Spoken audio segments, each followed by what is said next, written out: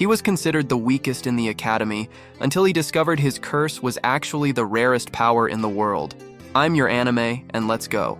Imagine being labeled the most pathetic student in a prestigious magic academy, bullied daily for having a power that everyone calls useless. When suddenly you discover that what everyone thought was a curse is actually the rarest and most broken ability in existence, something that hasn't been seen in 1,000 years.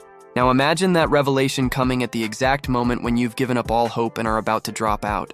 This is the story of Elliot Gray, who went from academy punching bag to the most feared person alive, not because his power changed, but because he finally understood what it actually did. Before we dive into this incredible journey of going from zero to absolutely broken, smash that like button if you love underdog stories where the weakest becomes the strongest. Hit subscribe because we cover the most satisfying power reveal stories every week, and drop a comment telling me what power you'd want if you could only use it once you understood it properly. Now let's get into this masterpiece. If you could only use it once you understood it properly. Now let's get into this masterpiece.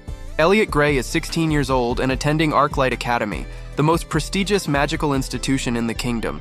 Students here are nobility, prodigies, the magically gifted elite. Everyone has powerful abilities: fire manipulation, lightning control, telekinesis, healing, battle magic, except Elliot. His power is called Nullification, and everyone agrees it's the worst ability anyone's ever seen. Nullification does exactly what it sounds like. It negates magic, creates dead zones where spells don't work, cancels active magic in a small radius around him. Sounds useful, right? It's not, because it's completely indiscriminate. It cancels all magic, including Elliot's own, including his allies, including beneficial spells. Healing doesn't work on him. Enhancement spells fail near him. Protective barriers collapse in his presence. He can't use any other magic because his nullification cancels it. He's basically a walking anti-magic field that hurts his team more than his enemies. In combat training, he's liability. Teammates' spells fail when he's near. Healers can't help him when he's injured. Buffs don't apply to him. He makes everyone around him weaker. Teachers hate having him in class. He disrupts demonstrations, makes practice sessions difficult, ruins group exercises. Other students despise him. He's dead weight, anchor, burden. They call him the curse, the null, the void, mock him constantly, push him around, accidentally hurt him in sparring knowing healers can't fix him. Elliot endures this for 2 years, hoping his power will evolve, will develop secondary abilities, will become useful somehow. It doesn't. Stays exactly the same. Useless nullification that helps no one. By his 3rd year, Elliot is ready to quit, drop out, accept that he doesn't belong at Arclight, that he's mistake, that his power is curse, not gift. He writes resignation letter, plans to submit it tomorrow, spends his last night at academy alone in library, reading about nullification, trying to understand why he has this terrible power. He finds ancient text, dusty tome no one's touched in decades. It mentions nullification, but describes it differently than modern texts. Modern understanding says nullification is failed power, broken ability that negates magic indiscriminately, useless in magical society. Ancient text says something else, says nullification is misunderstood, that it's not about negating magic, it's about controlling negation, about choosing what to null, about precision, about understanding magic at fundamental level. Elliot is skeptical. Everyone knows nullification is indiscriminate.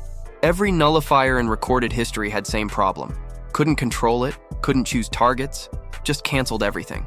But the ancient text insists, says true nullification requires deep understanding, requires seeing magic's structure, requires knowing exactly what you're negating and why. Says nullifiers who never developed this understanding were considered weak, but those who mastered it were gods, were able to dismantle any magic, any spell, any enchantment, with precision, with purpose, with devastating effectiveness. Elliot thinks this is fantasy, wishful thinking by ancient nullifiers trying to make their power sound better. But he has nothing to lose. He's quitting tomorrow anyway. Might as well try. He focuses on his nullification, really focuses, tries to feel it, understand it, see what it's actually doing. And for first time, he perceives something. His nullification isn't just negating magic randomly. It's reading it, analyzing it, understanding its structure, then dismantling it. The problem is his understanding is unconscious. automatic. He's not directing it.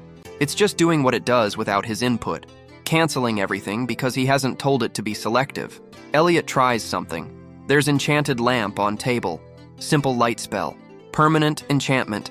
His nullification normally cancels it immediately, but this time, he focuses, really looks at the magic, sees its structure, its purpose, its function, then consciously chooses not to cancel it. The lamp stays lit. Elliot is shocked. It worked. He controlled his nullification, chose what to negate. He tries again. Library has dozens of enchantments, preservation spells, climate control, security wards. His nullification usually interferes with all of them, but now, focusing, understanding, choosing, he can let them work, can walk through library without disrupting anything. This changes everything. If you're absolutely hooked on this story and want to see Elliot go from Academy reject to absolutely unstoppable once he understands his power, hit that like button and make sure you're subscribed, because this transformation is insane. Trust me. Wait until you see what precision nullification can actually do. Let's continue. Elliot spends entire night practicing, learning to control his nullification, learning to see magic, learning to choose targets. By morning, he can selectively cancel specific spells while leaving others active, can nullify someone's fireball while leaving their enhancement magic intact, can dismantle offensive spell while preserving defensive barrier. It's hard, requires intense focus, requires understanding each spell's structure, requires making split-second decisions about what to cancel, but it's possible. And it's incredible. He doesn't submit resignation, instead goes to combat class. Ready to demonstrate. The instructor is running sparring matches. Pairs students, standard rules. Elliot is matched against Marcus, a fire mage. Marcus grins. Easy win. He's beaten Elliot dozens of times. Launches opening fireball. Massive. Overwhelming. Designed to end fight immediately. Elliot focuses, sees the spell's structure, the fuel, the projection, the heat. Nullifies just the projection. The fuel remains, the heat remains, but without projection, it doesn't move. Just hangs in air, harmless. Marcus is confused. Tries again. Lightning bolt this time. Elliot nullifies the targeting. Spell activates but shoots random direction. Harmless. Marcus enhances his speed. Charges. Elliot sees the enhancement magic. Complex multi-layer spell. Strength boost, speed boost, perception enhancement. Nullifies only the perception enhancement. Marcus moves fast, but can't track Elliot properly. Misses. Crashes. Elliot doesn't attack. Just defends. Just shows control. Just demonstrates precision. The match ends. Instructor is silent. Watching recording. Analyzing. Calls Elliot over. Asks what changed. Elliot explains. About the ancient text. About understanding versus indiscriminate negation. About seeing magic's structure. About choosing targets. Instructor is skeptical. Asks for demonstration. Casts complex spell. 7-layered attack. Each layer different element. Different function. Different purpose. Asks Elliot to nullify only 3rd and 5th layers. Leave others intact. Elliot focuses. Sees the spell. Identifies each layer. Cancels 3rd. Cancels 5th. Leaves others. They collapse without support. Entire spell fails. But not because Elliot nullified everything, because he removed key structural elements. Precision demolition. Instructor is stunned, says he's never seen nullification work like this, that this is beyond anything in current curriculum, that this is something else entirely. Word spreads. Elliot the curse. Elliot the null. Elliot the useless. Suddenly interesting. Students who ignored him pay attention. Teachers who dismissed him take notice. He's asked to demonstrate in other classes. Shows his precision, his control, his understanding. Faculty realizes they've been teaching nullification wrong, been treating it as indiscriminate negation, as curse, as failure, when it's actually about perfect understanding, about seeing magic at fundamental level, about surgical precision. They update curriculum, start teaching true nullification. Elliot becomes example. Reference. Proof that power isn't curse. Several other nullifiers at Academy. Weak students like Elliot was. Considered useless. They learn from him. Practice his methods. Some develop control. Some achieve precision. Some master the understanding.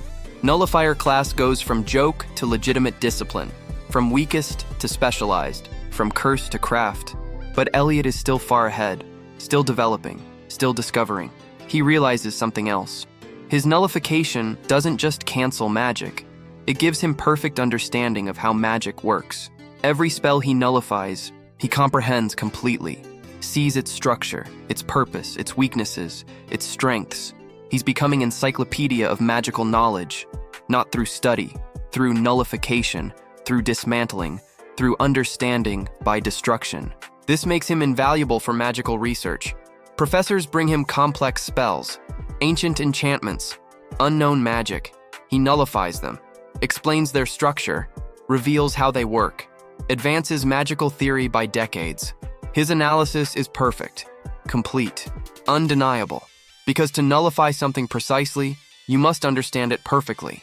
The Academy recognizes his value, offers him full scholarship, research position, teaching assistant role. Elliot, who was about to quit, who thought he was worthless, who believed his power was curse, is now Academy's most valuable student. But this creates new problems. Other students are jealous, angry.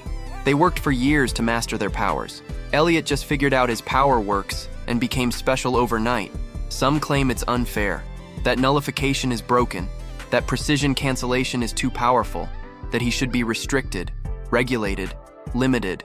Others argue that's his power, his ability, what he was born with, same as their fire, their lightning, their whatever. He's just using it properly. The debate intensifies, becomes political, becomes heated, becomes dangerous. Marcus, the fire mage, Elliot, embarrassed, leads opposition, claims nullification gives unfair advantage, that no spell works against it, that it's effectively immunity to magic, that Elliot is cheating by existing. Elliot counters, says he's not immune. He has to actively nullify each threat, has to identify it, understand it, choose to cancel it, requires focus, concentration, perfect awareness. If he's overwhelmed, if he misses something, if he doesn't understand a spell, it hits him. He's vulnerable. More vulnerable than most because he can't use defensive magic, can't heal, can't enhance, only nullify. It's specialized defense, not immunity. The distinction matters, changes perception. People realize Elliot isn't invincible, just highly skilled at one thing. But that one thing is incredibly powerful when used correctly. The Academy decides to test him, properly assess his capabilities. They set up trial. Elliot versus multiple opponents, experienced mages, varied powers, complex spells. Purpose is to find his limits, to see if he's really as capable as he claims, or if precision nullification has weaknesses, exploitable ones. Elliot accepts, has to prove himself, has to show he's not cheating, not broken, just skilled. The trial begins. 3 opponents, fire mage, ice mage, lightning mage, all attacking simultaneously. Elliot focuses, sees their spells, fireball, ice lance, lightning bolt, all different structures, all different purposes. He nullifies, but not completely, just critical components. Fireball loses projection, ice lance loses cohesion, lightning bolt loses targeting. All 3 spells fail, but require 3 separate actions, 3 precise nullifications, 3 perfect understandings. Opponents adapt. Cast faster, cast more, overwhelm through volume. Elliot struggles, can nullify precisely, but not quickly enough. Takes time to understand each spell, to identify structure, to choose what to cancel. He's hit. Ice lance grazes shoulder, cuts deep, bleeding. No healing magic works on him. Has to endure, has to continue, has to win despite injury. He changes tactics. Instead of nullifying individual spells, he looks for patterns, sees how the 3 mages coordinate, sees their strategy, their timing, nullifies the coordination spells, the subtle magic that links their attacks, synchronizes their timing. Without coordination, they interfere with each other. Fire heats ice, creates steam, blocks visibility, lightning grounds through water, becomes harmless. They defeat themselves. Elliot wins, while bleeding, while injured, while disadvantaged, through understanding, through precision, through seeing what others miss. The trial proves his point. Nullification isn't immunity, isn't broken, isn't unfair. It's skill, requires talent, requires dedication, requires perfect understanding, just like any other power. But when mastered, when truly understood, when used with precision, it's devastating. It's undeniable. It's proof that curse was never curse, was always gift, misunderstood, mislabeled, wasted, until someone took time to understand it properly. Real quick, before we get to how Elliot's mastery of nullification makes him the most sought-after person in the kingdom, and what happens when ancient threats return that only he can fight, drop a like if you're still hooked, subscribe so you don't miss the incredible conclusion, and comment what misunderstood power you'd want to master. Now let's see how this story ends. After the trial, Elliot's reputation transforms completely. He's no longer the curse, he's the nullifier. The one who understands magic better than anyone. The one who can dismantle anything. The kingdom takes notice, sends representatives, offers him positions. Military wants him. As counter-mage, someone who can nullify enemy spells, protect troops, dismantle magical weapons. Research division wants him to analyze unknown magic, to understand ancient artifacts, to advance magical theory. Noble houses want him as protection, as deterrent, as symbol of power. Elliot refuses all offers, says he's still learning, still developing, still discovering what precision nullification can do. Wants to master it completely before committing to anything. This frustrates people, but they can't force him.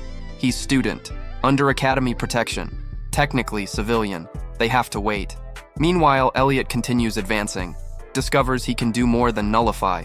He can modify, can alter spell structure mid-cast, can change fireball into harmless light, can redirect telekinesis, can transform attack into defense. This is beyond nullification. This is manipulation, control, mastery. Faculty is amazed, asks how he's doing it. Elliot explains, nullification is removing magic. But what if you remove only part? What if you remove the harmful aspect but leave the energy? What if you reshape instead of destroy? It requires even deeper understanding, even more precise control, even greater focus. But it's possible, and it's incredible. A combat mage casts lightning storm, dozens of bolts, overwhelming attack. Elliot doesn't nullify, modifies, changes targeting. All bolts hit ground. Harmless light show, destructive energy, zero destruction. Another mage casts binding spell, magical chains, designed to restrain. Elliot modifies structure, chains remain, but bind the caster instead of target. Spell turned against its origin. This new application is terrifying. Means Elliot doesn't just defend, he weaponizes, turns enemy magic against them, makes their strength their weakness. The Academy realizes they're teaching someone who might be most powerful mage alive, not through raw energy, not through massive spells, through perfect understanding, through absolute control, through surgical precision. Some faculty are proud, others are scared. What if Elliot turns on them? What if he decides to use his power maliciously? What if understanding becomes domination? They discuss restrictions, limitations, monitoring. Elliot overhears, is hurt, says he's shown nothing but respect, nothing but dedication, nothing but responsibility. Why would they fear him now? The faculty explains. Says it's not personal, it's precautionary. Throughout history, those with overwhelming power have been dangerous, have been corrupted, have been threats. Elliot's power is overwhelming, even if he's trustworthy now. What about later? What about when he's fully mastered nullification? When he can modify any magic instantly? When he's effectively immune to all magical attack? How do they ensure he remains ally, not threat? Elliot sees their point, understands their fear, proposes solution. He'll submit to testing, regular assessment, psychological evaluation, magical monitoring. Will prove he's stable, trustworthy, safe. The Academy accepts, begins testing protocol, monthly evaluations, ethical assessments, simulated scenarios to test judgment. Elliot passes everything, shows consistent moral reasoning, shows restraint, shows understanding of power's responsibility, but testing creates new problem. Other students see it, see Elliot being monitored, being questioned, being treated differently. Some think it's justified. His power is dangerous, needs oversight. Others think it's discrimination. He's being punished for being talented, being successful, being better. The division grows. Academy splits into camps, pro-monitoring, anti-monitoring, pro-Elliot, anti-Elliot. Not about his character anymore, about what his power represents, about how society handles exceptional ability. Elliot tries to stay neutral, tries to focus on studies, but can't escape politics. Everything he does is analyzed, interpreted, used to support one argument or another. He's becoming symbol, not person, representative of idea rather than individual. It's exhausting. He never wanted this. Just wanted to understand his power. Just wanted to stop being useless. Now he's center of political debate he didn't ask for. Then something happens that changes everything. Ancient threat emerges. Sealed magical entity. Imprisoned 1,000 years ago by legendary mages. Seal is failing. Entity is awakening. Kingdom panics. Strongest mages are gathered. Battle plans are made. Military mobilizes. Everyone prepares for catastrophic fight. The entity breaks free. Emerges from its prison. Pure magical energy. No physical form. Just power. Concentrated. Overwhelming. Devastating. It attacks. Destroys cities. Kills thousands. Every magical defense fails. Barriers crumble. Wards collapse. Counterspells are absorbed. Traditional magic is useless. The entity feeds on it, grows stronger from magical attacks, becomes more powerful with each spell thrown at it. Kingdom is losing, desperately, completely. Then someone remembers. Elliot, the nullifier, the one who can cancel magic, who can understand it, who can dismantle it. They come to Academy, beg him to help. Elliot hesitates. He's student, not soldier, not hero, just someone who figured out his power. They plead, say he's only hope, only person who might survive, who might succeed, who might save everyone. Elliot agrees, not because he wants glory, because people are dying, because no one else can help, because his power, his curse, his gift might be exactly what's needed. He confronts the entity, approaches while others flee, stays calm while others panic, focuses while chaos rages. The entity attacks, pure magical force, unstructured, raw, overwhelming. Elliot sees it, understands it, recognizes it. It's not complex spell, it's concentrated magic. Pure energy without form, easiest thing to nullify. He cancels it, not the entity, just its attack, just the projection. The entity is confused, tries again, bigger attack, more power. Elliot nullifies again, bigger area, more precision, same result. The entity realizes something. Elliot is counter, is opposite, is natural predator to magical beings. It tries different approach, thousands of small attacks, overwhelming through volume. Elliot modifies his approach. Instead of nullifying each attack, he nullifies the origin, the source, the entity itself. It's not alive. It's magic given form, consciousness created from pure energy. If he nullifies its structure, its cohesion, its existence, it disperses, returns to ambient magic, becomes harmless. He does it, takes hours, requires perfect focus, perfect understanding, perfect execution, but he dismantles the entity, piece by piece, layer by layer, until nothing remains. The kingdom is saved. Elliot collapses, exhausted, drained. He didn't use magic, just nullified continuously. But mental effort was enormous. Understanding that much magic, controlling that much negation, maintaining that much precision. He's unconscious for 3 days. When he wakes, everything's changed. He's hero, savior, the one who stopped impossible threat, the one who proved nullification isn't curse, isn't weakness, is strongest power in kingdom, possibly world. The monitoring stops, the debate ends, the division resolves. Everyone agrees. Elliot proved himself, proved his power, proved his character, proved his value. He's offered everything: position, title, wealth, fame. Elliot refuses most of it, accepts teaching position, wants to help other nullifiers, wants to ensure no one else suffers like he did, wants to teach proper understanding, proper control, proper application. He becomes professor at 19, youngest in Academy history, teaches nullification studies, transforms it from laughingstock to respected discipline. His students go on to important positions: researchers, defenders, analysts, each one proving nullification's value. The Academy builds statue, Elliot Gray, the nullifier, the one who turned curse into blessing, who proved weakness was strength, who saved kingdom through understanding. Elliot stands before it, remembers when he was about to quit, when he thought he was worthless, when he believed the curse label, how close he came to giving up. How different life would be if he had. The boy who was weakest, who discovered his curse was rarest power, who mastered understanding, who saved everyone, not through strength, through precision, not through force, through knowledge, not through magic, through canceling it. That's power, real power. Understanding so deep it becomes control. Control so precise it becomes dominance. Dominance so complete it needs no violence, just focus, just knowledge, just perfect understanding of what to remove and what to leave. Elliot achieved that, lives it, teaches it, proves daily that curse was always blessing. Just needed understanding to see it. That's his story. That's his truth. That's his legacy. From weakest to strongest, from curse to gift, from despair to triumph, all because he took time to understand what everyone else dismissed, to learn what everyone else ignored, to master what everyone else called useless. The nullifier, the one who canceled the impossible, the professor who taught understanding matters more than raw power, the hero who saved kingdom by knowing when to remove magic rather than add it. That's Elliot Gray, forever proving that there's no such thing as weak power, only weak understanding.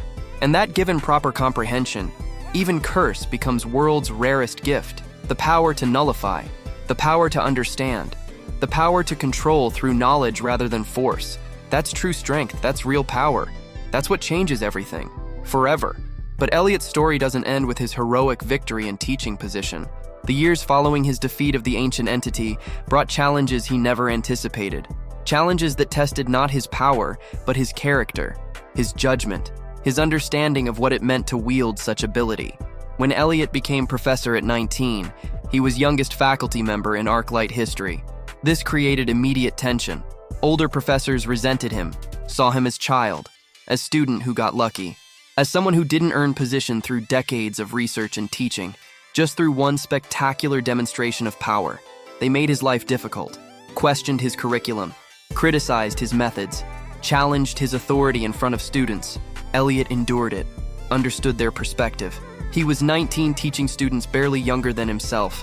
It was unusual, uncomfortable, potentially problematic, but he had knowledge they needed, had understanding of nullification that no one else possessed, had proven his capability in most dramatic way possible. The academy backed him, said his age didn't matter, his expertise did, his results did, his unique perspective did. This didn't satisfy his critics. They continued undermining him, spreading doubt about his competence, suggesting his victory was luck rather than skill, that anyone could have nullified the entity, that he was being promoted beyond his capabilities. Elliot's students defended him, said he was a brilliant teacher, that he explained concepts better than decades-long professors, that his youth made him more relatable, more understanding, more effective. The conflict escalated, became political battle within academy, young faculty versus old, innovation versus tradition, merit versus seniority. Elliot tried to stay above it, tried to focus on teaching, on helping students, on advancing nullification studies, but couldn't completely escape, was forced to choose sides, to make political decisions, to engage in academic warfare he never wanted. Then something happened that changed the dynamic entirely. A student in Elliot's class discovered something, a variation of nullification, not just canceling or modifying magic, but absorbing it, taking canceled energy and storing it, using it later. The student named Sarah demonstrated, nullified a fireball. Instead of dissipating energy, she captured it, held it, released it later as her own spell. This was revolutionary. Meant nullifiers weren't just defensive, could be offensive too, could use enemy magic against them, could become batteries, could accumulate power. Elliot was excited. This was breakthrough. Advancement of nullification beyond anything he'd achieved. Proof that his teaching was enabling discovery, that nullification had depths even he hadn't explored. But some faculty were horrified, said this was too dangerous, that nullifiers absorbing magic could become unstoppable, could accumulate infinite power, could threaten everyone. They demanded Sarah stop, demanded the technique be banned, demanded Elliot cease teaching it. Elliot refused, said Sarah discovered this independently. That banning discovery was oppression. That fear of potential shouldn't restrict actual advancement. The faculty brought it to Academy Council. Formal hearing. Should absorption variant nullification be permitted? Arguments were heated. Some said yes, innovation should be encouraged.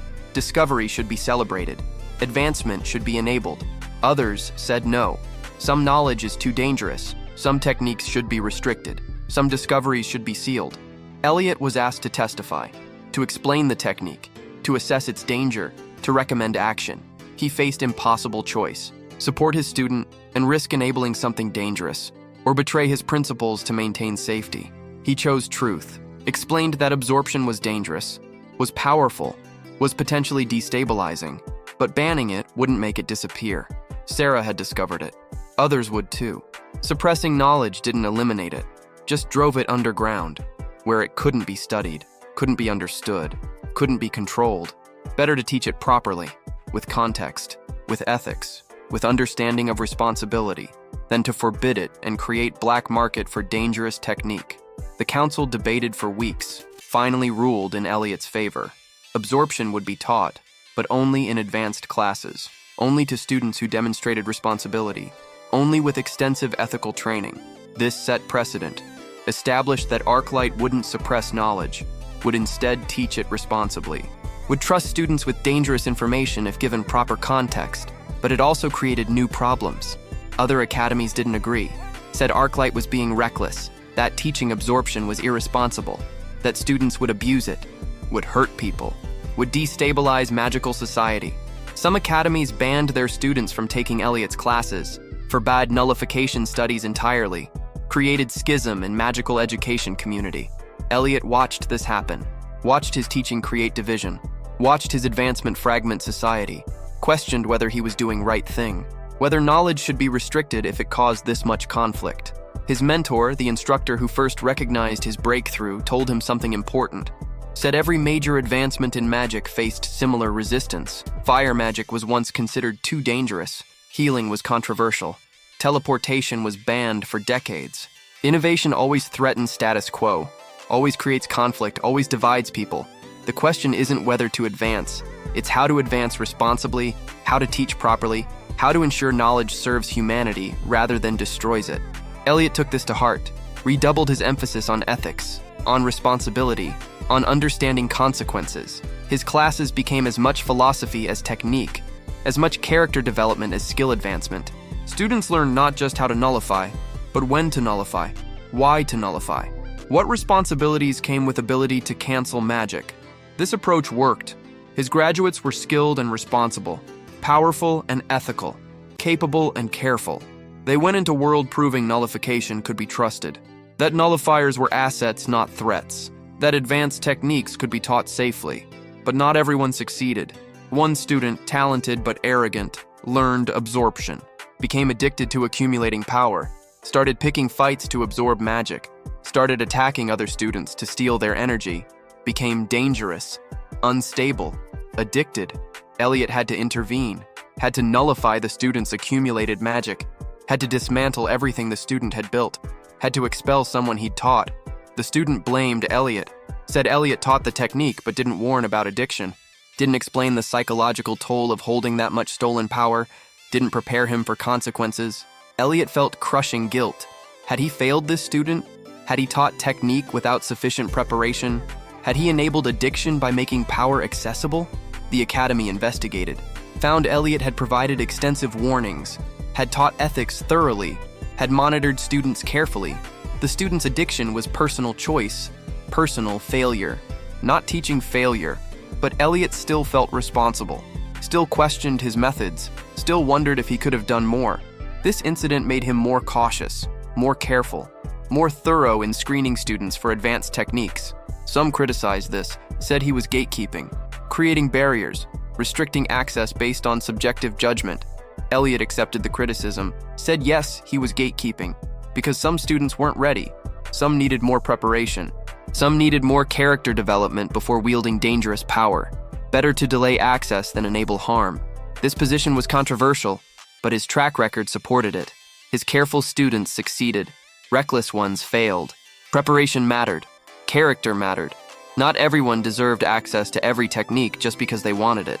By 25, Elliot had been teaching for 6 years, had graduated hundreds of students, had advanced nullification from joke discipline to respected field, had proven himself repeatedly. The older faculty who initially resented him had mostly retired or changed opinions. Those who remained critical couldn't deny his results. His students were exceptional. His research was groundbreaking. His methods were effective. He'd earned his position, earned his reputation, earned his place, but he was exhausted. Teaching was demanding. Research was consuming. Politics was draining.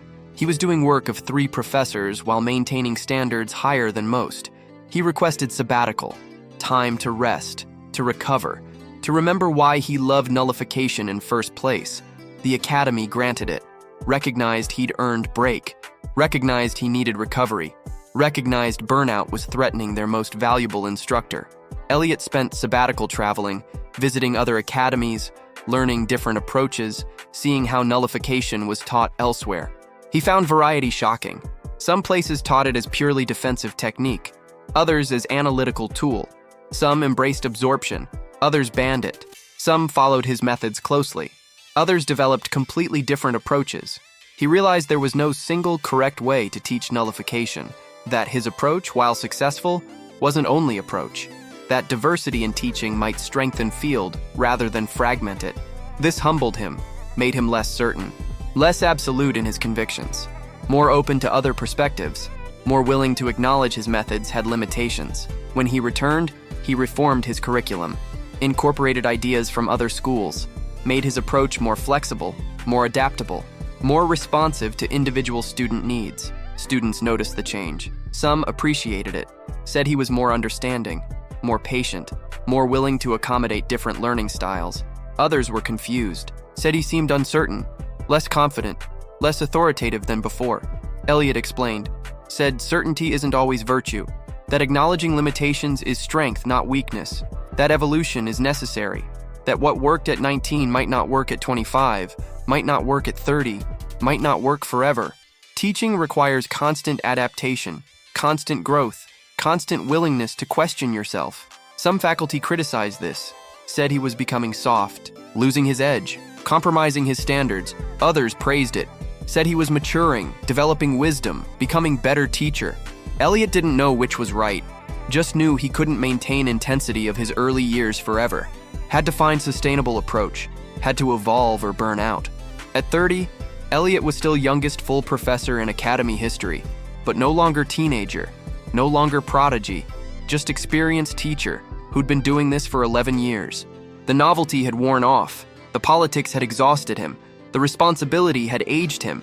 He looked at his students, 16-year-olds, where he'd been when he discovered precision nullification, full of hope, full of potential, full of belief that understanding their power would solve everything.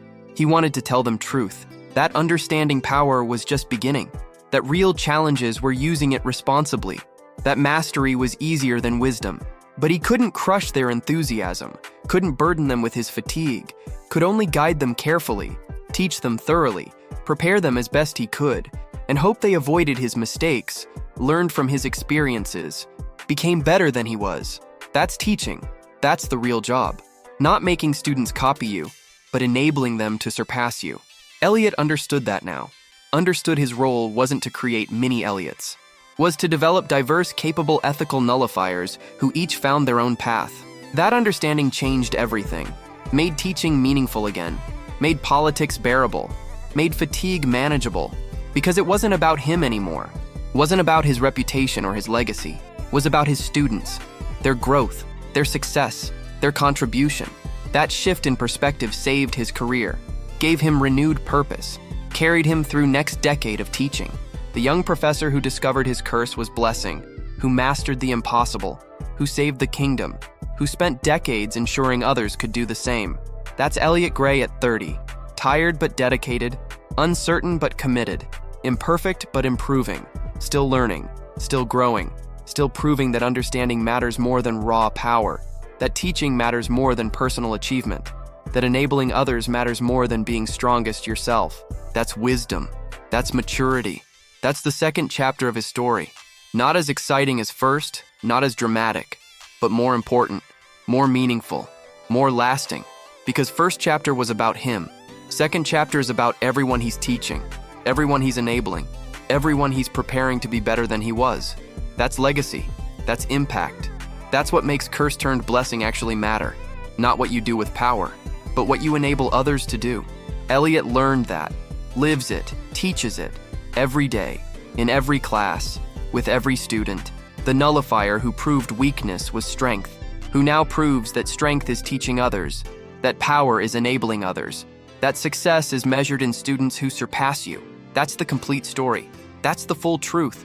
That's what really matters. Forever. But there's another dimension to Elliot's story that shaped everything. The discovery of why nullification exists at all, what its true purpose is, why it appears so rarely, and what it means for those who possess it. When Elliot was 32, a historian approached him, Dr. Helena Vance, expert in magical history, ancient civilizations, lost knowledge. She'd been researching nullification for decades, had theories about its origin, its purpose, its meaning. She asked to study Elliot, to document his abilities, to compare them with ancient texts describing legendary nullifiers. Elliot agreed, was curious about his power's history, about whether ancient nullifiers really mastered precision like the text claimed, whether they faced similar challenges, whether they found similar solutions. Dr. Vance's research revealed something shocking. Nullification wasn't natural ability, wasn't random mutation, wasn't genetic lottery. It was created, deliberately, thousands of years ago, by a civilization facing existential threat. The ancient world had been consumed by magical arms race. Nations competed to develop stronger spells, more devastating magic, more powerful abilities. The escalation was unstoppable. Each advancement demanded counter-advancement. Each weapon required stronger weapon. Magic was spiraling toward mutually assured destruction. One nation recognized this, saw where it was heading, decided to create solution, not stronger magic. Opposite, they created nullification, designed it specifically to counter magical arms race, to make magic vulnerable, to ensure no spell was unstoppable, to create natural check on magical escalation. They engineered it into certain bloodlines, made it hereditary, ensured it would persist, would emerge periodically, would always exist as counterbalance. The civilization was destroyed in the magical wars, but nullification survived, carried in bloodlines, appearing randomly, emerging when needed. Elliot was shocked. His power wasn't curse, wasn't accident, was deliberate creation, engineered solution to specific problem. He asked Dr. Vance what this meant. She explained. Nullification emerges more frequently during periods of magical escalation, during arms races, during conflicts, when magic becomes too powerful, too dangerous, too destabilizing. Its correction mechanism, reality's immune response, check and balance. Elliot looked at history, looked at when other nullifiers appeared.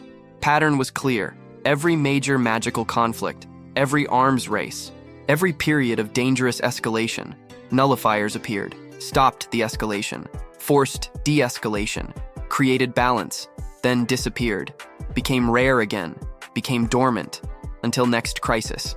Elliot realized something profound. His appearance wasn't random. He emerged now because magic was escalating again, because ancient threats were returning, because balance was threatened. He was solution, response, correction. This changed how he viewed his power, his purpose, his responsibility. He wasn't just person with ability, he was living safeguard, designed to prevent magical catastrophe, built to maintain balance.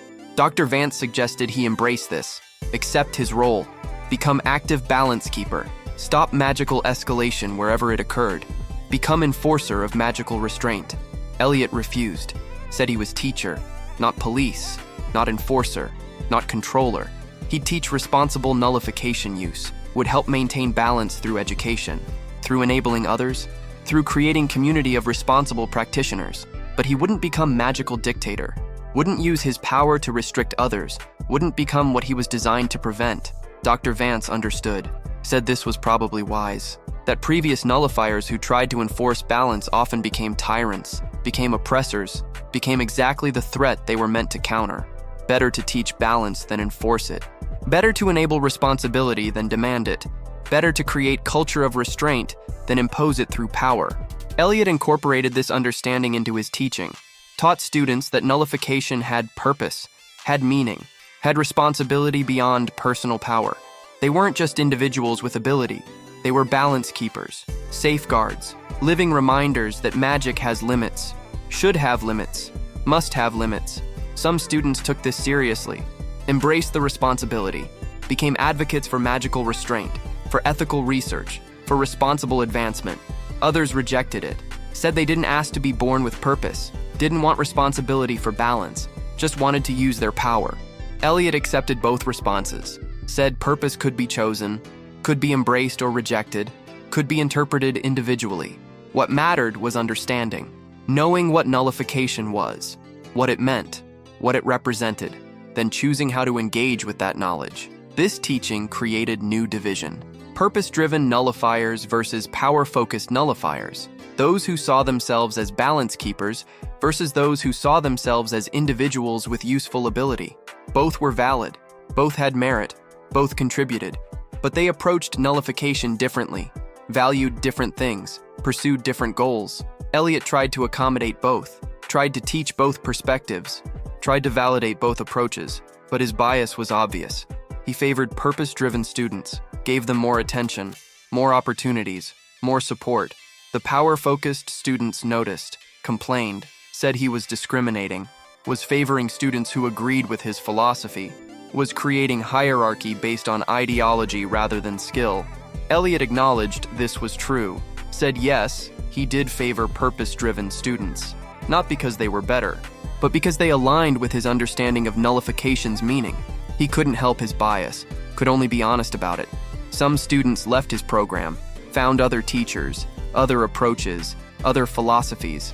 Elliot let them go, wished them well, hoped they'd find what they needed. Years later, some returned, said other approaches didn't satisfy them, that power without purpose felt empty, that skill without meaning wasn't enough. They asked to rejoin, to learn purpose-driven approach.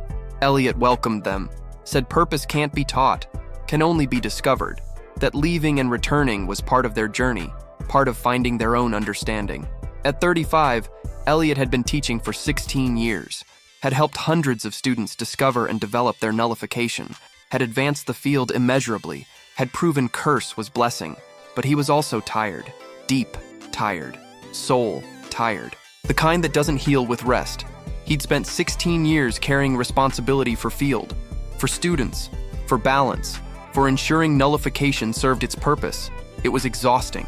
He considered retiring, stepping back, letting younger teachers take over, letting new generation carry forward. But he was only 35. Retiring felt premature, felt like abandoning responsibility, felt wrong. He discussed this with Dr. Vance. She asked what was causing the fatigue. Elliot struggled to answer, eventually said it was pressure. Pressure to be perfect, to never fail, to represent nullification properly, to prove every skeptic wrong, to validate every supporter, to justify the faith academy placed in teenage him.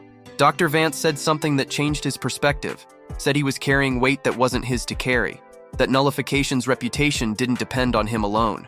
That field was bigger than any individual, that hundreds of capable nullifiers were proving the power's value daily. He didn't have to be perfect, didn't have to represent everyone, didn't have to carry entire field, could just be teacher, just be himself, just do his work without carrying weight of entire discipline. This revelation was profound. Elliot realized he'd been trying to be more than himself, trying to embody ideal, trying to be perfect representative. It was impossible, unsustainable, unnecessary. He started delegating, sharing responsibility, trusting other teachers, building collaborative structure instead of shouldering everything alone. This helped, reduced pressure, distributed weight, made teaching sustainable again. But it also meant accepting he wasn't indispensable, that nullification would continue without him, that his specific contribution, while valuable, wasn't absolutely necessary. That was hard. Ego wanted to be irreplaceable, wanted to be essential, wanted to be the one person who mattered most. But wisdom knew better, knew that making himself unnecessary was success, that building system that didn't need him was achievement, that enabling others to carry forward was victory. Elliot chose wisdom over ego, chose sustainability over importance, chose collective success over personal indispensability. At 40, Elliot looked back on his journey, from weakest student to master, from laughingstock to legend, from curse to gift, from individual achievement to collective advancement. 24 years, more than half his life, all focused on understanding and teaching nullification. He'd succeeded beyond imagination, had transformed how magic viewed nullification, had built respected discipline from joke, had proven power's value definitively. But success came with costs. His personal life was minimal. No family, few friends outside academy, no hobbies, no interests beyond nullification. He'd sacrificed breadth for depth, sacrificed life for legacy, sacrificed being for becoming. Was it worth it? He didn't know. Some days yes, some days no. Depended on perspective, depended on what he valued, depended on how he measured worth. He decided it was. Not because sacrifice was good, but because impact was real. Because students he'd taught were making difference. Because field he'd built was serving purpose. Because balance he'd helped maintain was protecting people. That mattered.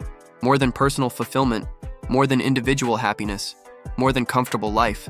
Purpose mattered, impact mattered, meaning mattered. He'd found all three, at cost, but found them. That was enough. At 45, Elliot semi-retired. Reduced teaching load, focused on mentoring, on writing, on documenting, on ensuring knowledge persisted.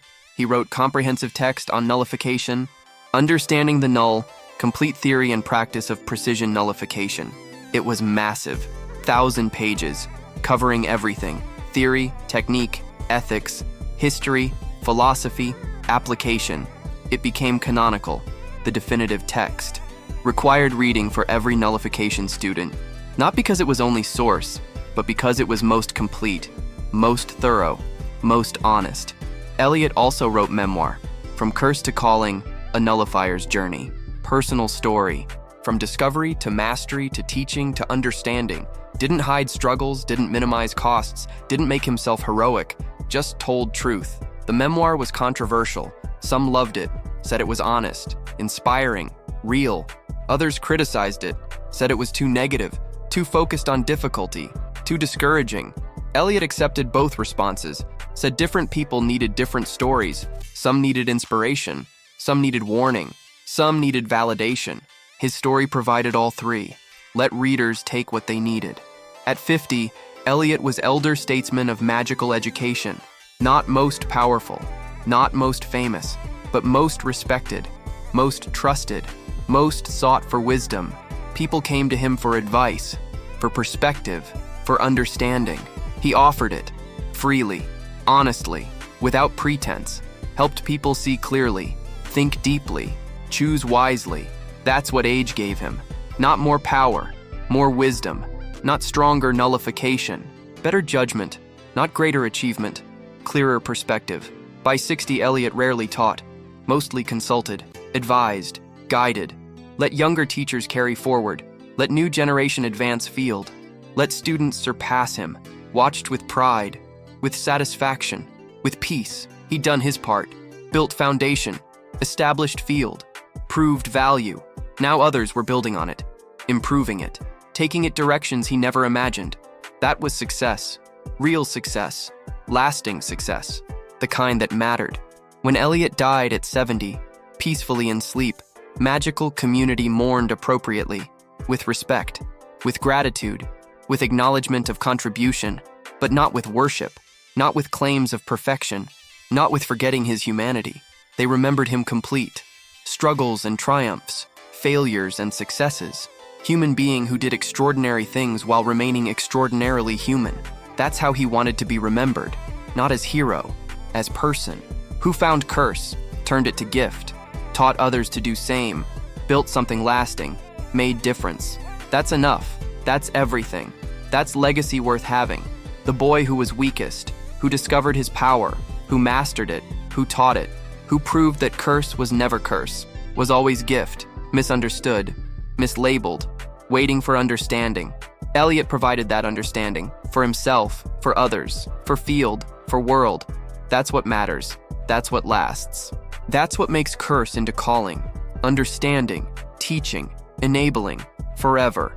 But there's one more critical chapter in Elliot's story, the years between 40 and 50, the decade where everything he'd built was tested, where nullification faced its greatest challenge, where he had to defend not just his power, but his life's work. When Elliot was 42, a new threat emerged. Not magical entity, not ancient evil, something worse, political movement, the Purity Coalition. Group of mages who believed magic should be pure, unrestricted, uncontrolled. They argued that nullification was corruption, was anti-magic, was violation of natural order.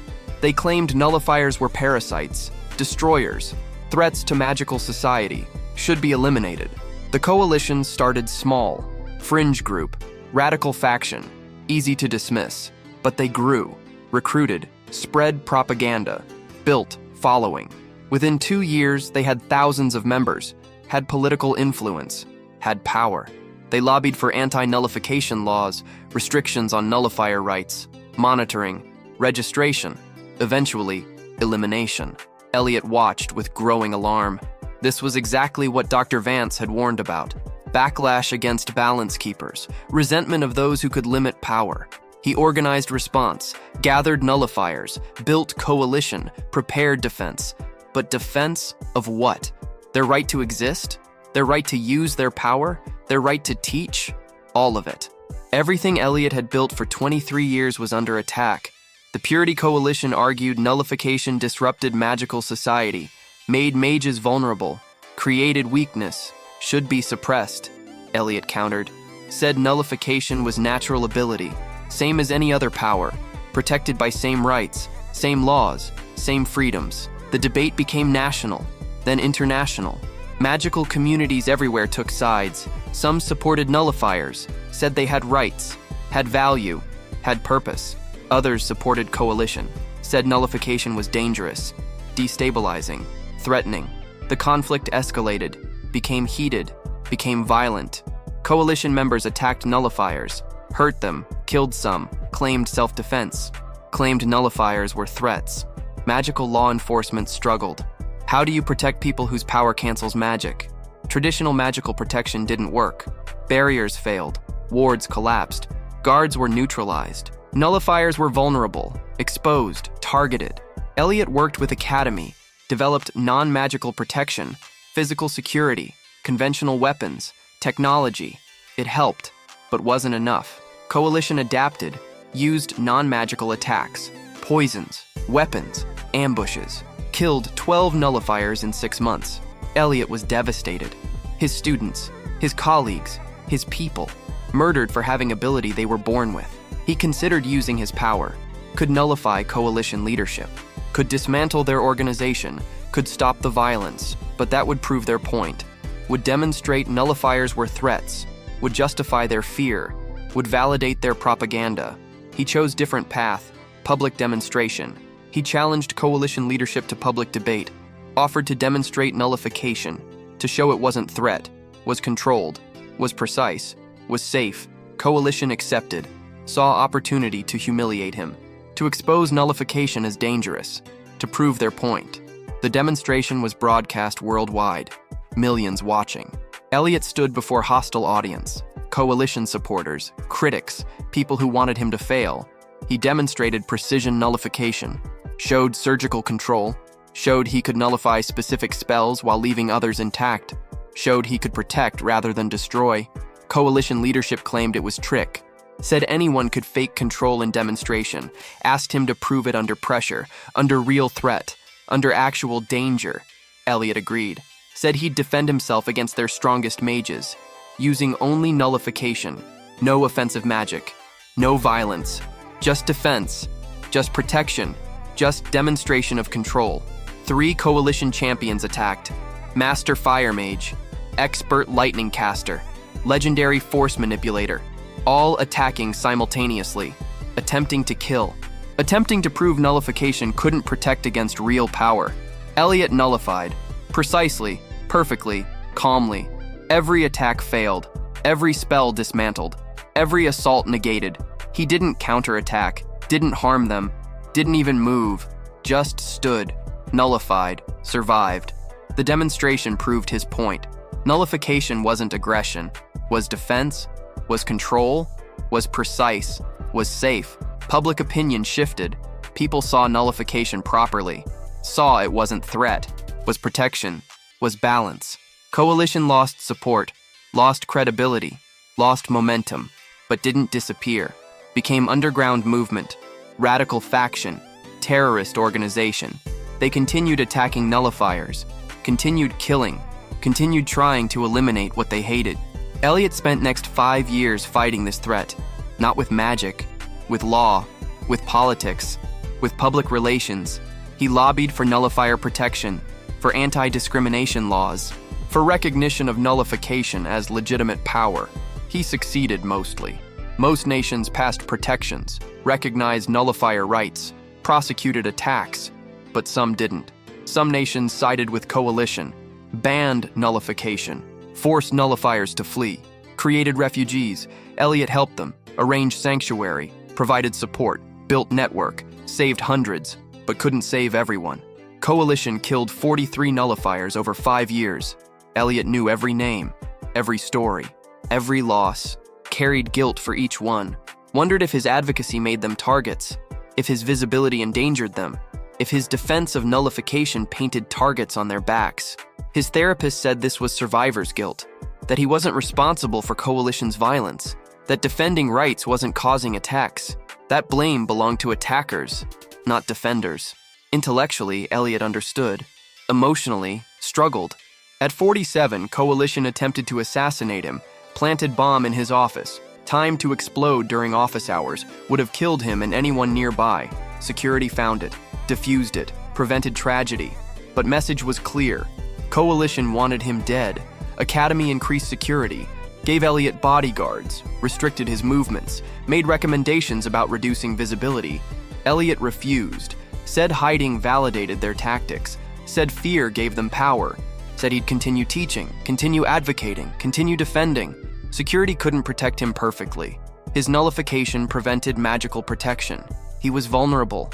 Academy begged him to reconsider, to step back, to protect himself.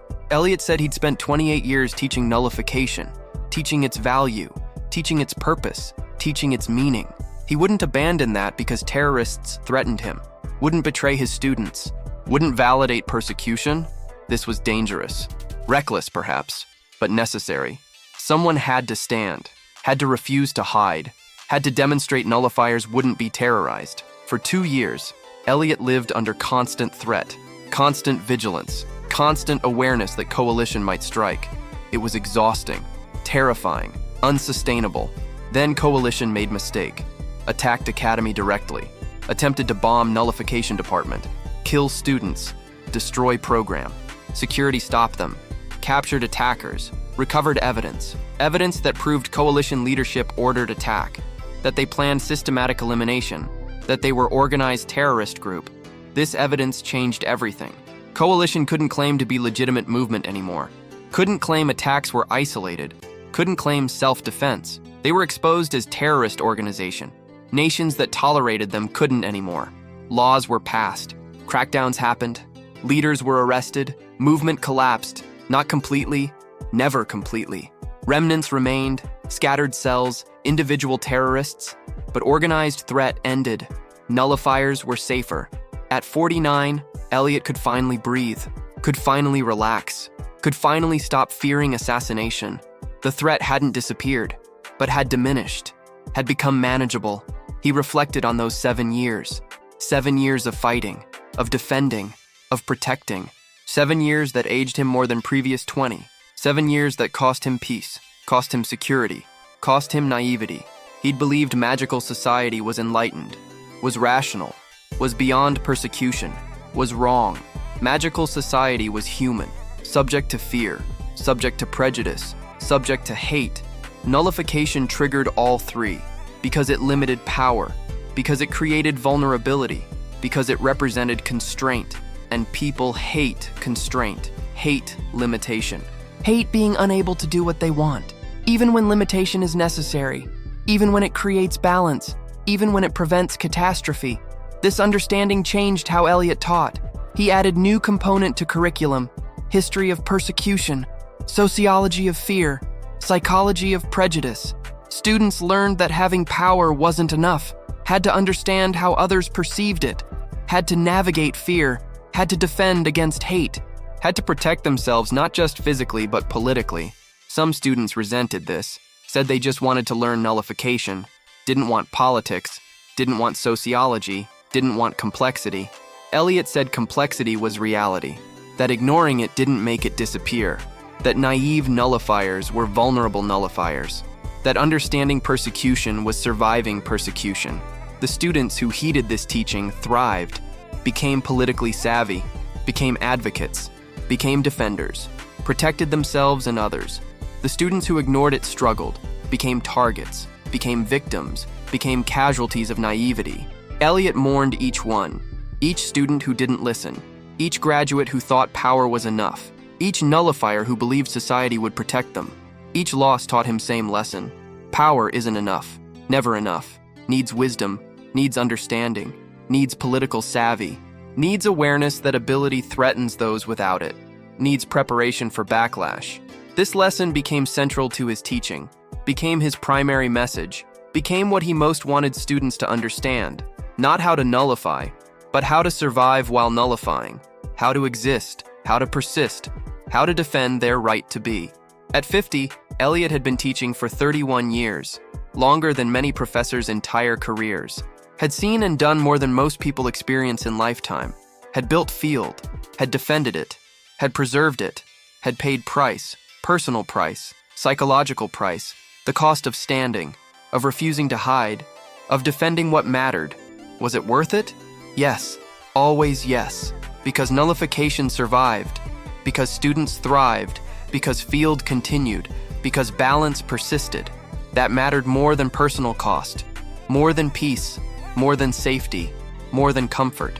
Purpose mattered, impact mattered, legacy mattered.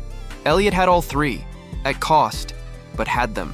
The weakest student who became strongest, who built discipline from nothing, who defended it from everything, who paid every price necessary, who never stopped, never quit, never surrendered. That's Elliot Gray. Complete story, full arc, every cost, every achievement, every sacrifice, every victory, all of it. Honest, real, true.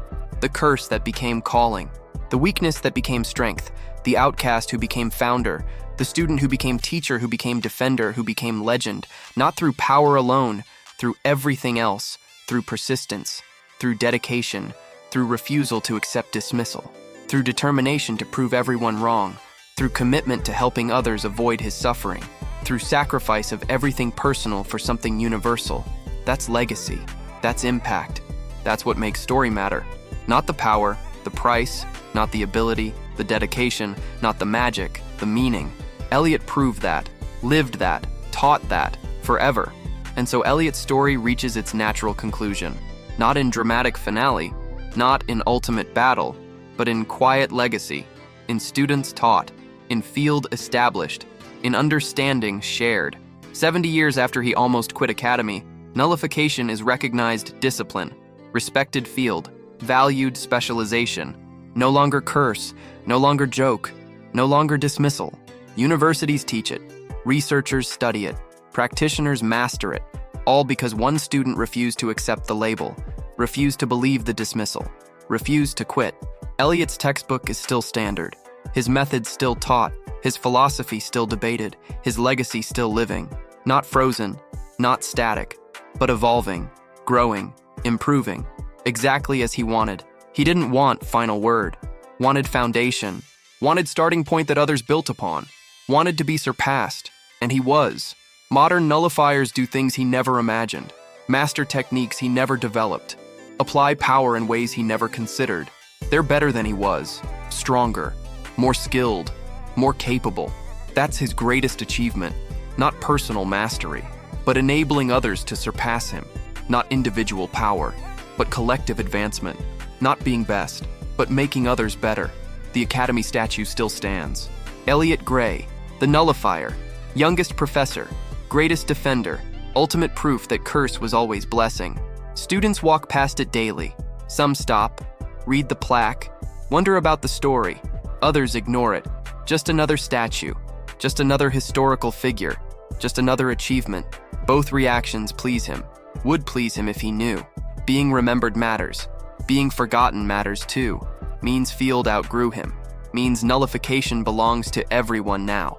Means his work is complete. The boy who was weakest, who discovered precision, who mastered understanding, who taught thousands, who defended against persecution, who built something lasting.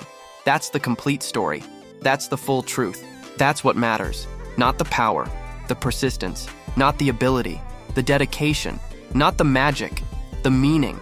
Elliot proved that weakness properly understood becomes strength. That curse properly interpreted becomes gift. That dismissal properly defied becomes vindication.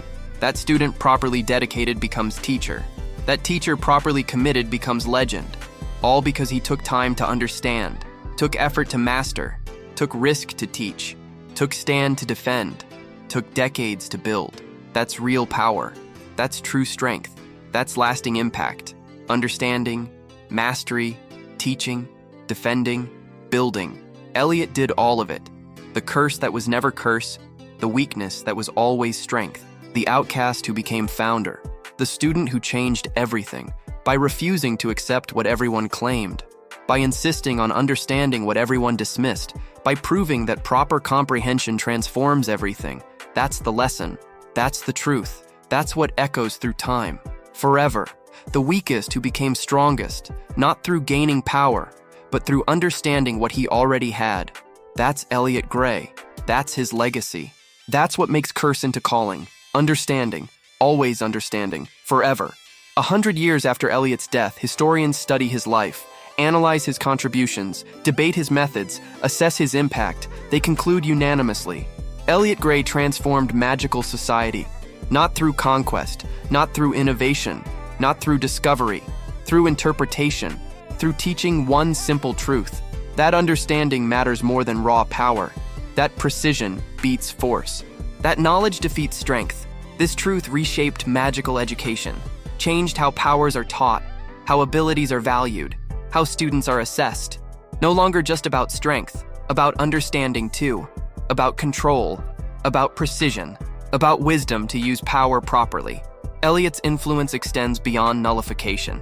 Every magical discipline adopted his approach. Precision over power, understanding over force, control over chaos. His legacy isn't nullification specifically. It's educational philosophy generally. It's approach to magic fundamentally. It's understanding that every power, properly comprehended, becomes greater. That curse, properly understood, becomes blessing. That weakness, properly mastered, becomes strength. This philosophy persists, grows, spreads, shapes civilization, changes how humanity approaches ability, approaches power, approaches potential, all because one student refused to accept dismissal, insisted on understanding, proved everyone wrong. The weakest student who became catalyst for transformation, who showed that proper understanding changes everything, who demonstrated that curse was never curse, was always misunderstood gift. That's Elliot Gray's complete legacy. Not just what he did, but what he enabled. Not just who he was, but who he helped others become. Not just his story, but every story he made possible. That's immortality worth achieving. That's impact worth having. That's legacy worth leaving. Through understanding, through teaching, through refusing to accept dismissal, forever. The curse that became blessing, the weakness that became strength, the student who became legend. By simply insisting on understanding what everyone else dismissed, that's power. That's the real magic. Understanding, always understanding, forever understanding. That's the lesson. That's the truth. That's Elliot Gray. Complete, eternal, transformed. From curse to blessing, from weakness to strength, from dismissal to legend. Through understanding, always through understanding, forever through understanding. The end, the legacy, the eternal truth. Understanding transforms everything.